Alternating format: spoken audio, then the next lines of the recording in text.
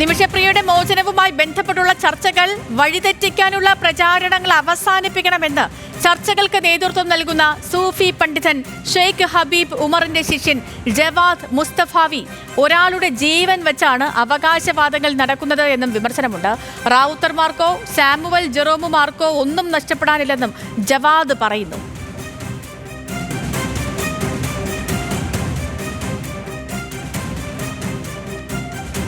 അതിനിടയിൽ ഈ വിഷയത്തിനകത്ത് ഇടപെട്ട കാന്തപുരം AP അബൂക്കർ മുസ്ലിയാരെയും അതോടൊപ്പം തന്നെ യമനിൽ ഈ ചർച്ചയ്ക്ക് മധ്യസ്ഥ വഹിക്കുന്ന ഷെയ്ഖ് ഉമർ ഹബീബുമായി ബന്ധപ്പെട്ട ഇവരെയൊക്കെ അധിക്ഷേപിക്കുന്ന തരത്തിലുള്ള പോസ്റ്റുകൾ സോഷ്യൽ മീഡിയയിലടക്കം പ്രചാരണം ശക്തമാവുകയാണ്. ഈ പ്രചാരണം അതായത് ഈ തലാൽ അബ്ദുൽ മഹദിയുടെ കൊല്ലപ്പെട്ട തലാൽ അബ്ദുൽ മഹദിയുടെ സഹോദരൻ്റെ ഫേസ്ബുക്ക് പോസ്റ്റിന് താഴെയൊക്കെ തന്നെ കമൻറ്റ് ചെയ്യുന്നൊരു സാഹചര്യമുണ്ട്. ഈ വിഷയത്തിനകത്ത് ഇപ്പോൾ നമ്മളോട് സംസാരിക്കുന്നത് ഈ മധ്യസ്ഥ വഹിക്കുന്ന ഷെയ്ഖ് ഉമർ ഹബീബിൻ്റെ സർവകലാശാലയിൽ ദാറുൽ മുസ്തഫ സർവകലാശാലയിൽ പഠിച്ച ജവാദാണ്. ഇപ്പോൾ ഈ നിലവിൽ നടക്കുന്ന ചർച്ചകൾ ഏതെങ്കിലും തരത്തിൽ നിമിഷപ്രിയവുമായി ബന്ധപ്പെട്ട ചർച്ചകൾ ഏതെങ്കിലും തരത്തിൽ ബാധിക്കാൻ സാധ്യതയുണ്ടോ? എനിക്ക് തോന്നുന്നത് അതുമായി ബന്ധപ്പെട്ട എല്ലാ ചർച്ചകളും നമുക്ക് അവസാനിപ്പിക്കുക എന്നുള്ളതാണ്. കാരണം ഈ ചർച്ചകൾ കൊണ്ട് എന്തായാലും ആ വിഷയത്തിൽ അവിടെ നടക്കുന്ന ഇടപെടലുകളിൽ പ്രത്യേകിച്ച് ഒരു പ്രോഗ്രസ് ഒന്നും ഉണ്ടാവില്ല. പിന്നെ അവിടെ ഇടപെടൽ നടത്തുന്ന ആളുകൾ എന്തെല്ലാം നമുക്ക് സാധ്യമായ വഴികളുണ്ടോ അത് നോക്കി ചെയ്യും.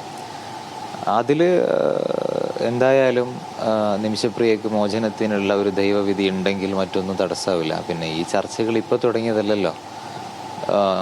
കാന്തപുരം AP മുസ്ലിയാർ ഇടപെട്ടു എന്ന ന്യൂസ് വന്നപ്പോൾ മുതൽ ഇവരിത്തരം അവിടെ നിന്നുള്ള ആളുകൾ സഹോദരൻ്റെ പോസ്റ്റ് എന്നൊക്കെ പറഞ്ഞ് പലരും പ്രചരിപ്പിക്കുന്നുണ്ട്. ഇപ്പോൾ നിങ്ങൾ നേരത്തെ പറഞ്ഞ കുറേ പോസ്റ്റുകളൊക്കെ പ്രചരിപ്പിക്കുന്ന ചില പേരുകൾ, ഇപ്പോൾ റാവുത്തർ, ജാനെ, വേറെ എന്താണ് ഒരു ഹുസൈൻ തെരുവത്ത്, പ്രതീഷ് വിശ്വനാഥ്, ഇത്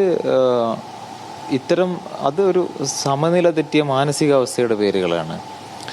അവർക്ക് തന്നെ അറിയാം അവർ ഇടപെടുന്നത് കൊണ്ട് പ്രത്യേകിച്ചിട്ടൊരു ഗുണമൊന്നും ഇതിലില്ല എന്നുള്ളത്. പിന്നെ അവർ ദൃശ്യത കിട്ടുക, ഏതെങ്കിലും നിലക്ക് സമൂഹത്തിൽ ചർച്ച ചെയ്യപ്പെടുക.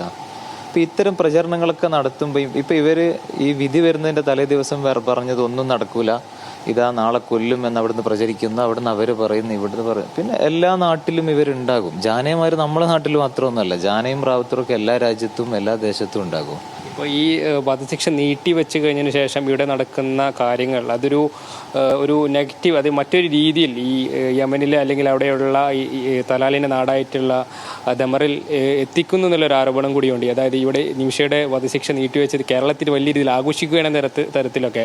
അപ്പോൾ അതിനൊക്കെ ഏത് തരത്തിലാണ് കാണുന്നത്? എല്ലാ നിലക്കുള്ള ചർച്ചകളും നമുക്ക് അവസാനിപ്പിക്കാം.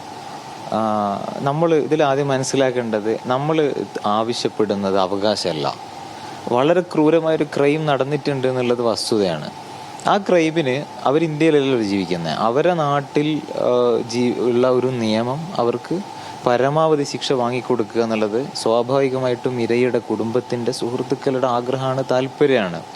അവർ നീണ്ട ഒരു പതിറ്റാണ്ടോളം കാലം നിയമ പോരാട്ടം നടത്തി നേടിയെടുത്ത വിജയം ആണ് നമ്മൾ വിട്ടുവീഴ്ച ആവശ്യപ്പെടുന്നത്. അപ്പം നമ്മൾ അവരോട് തേടുന്നത് ഔദാര്യമാണ്. കാന്തപുരം AP മുസ്ലിയാർക്ക് ഇതിൽ പ്രത്യേകിച്ചൊന്നും ബെനിഫിറ്റ് ഇല്ല. എന്തായാലും ഇതുമായി ബന്ധപ്പെട്ട ഒരു പ്രതീക്ഷയൊക്കെ വാർത്ത നമുക്ക് കൊടുക്കാൻ കഴിയുമെന്നൊരു അത്രയും പ്രതീക്ഷയിൽ തന്നെയാണ് കാര്യങ്ങളൊക്കെ.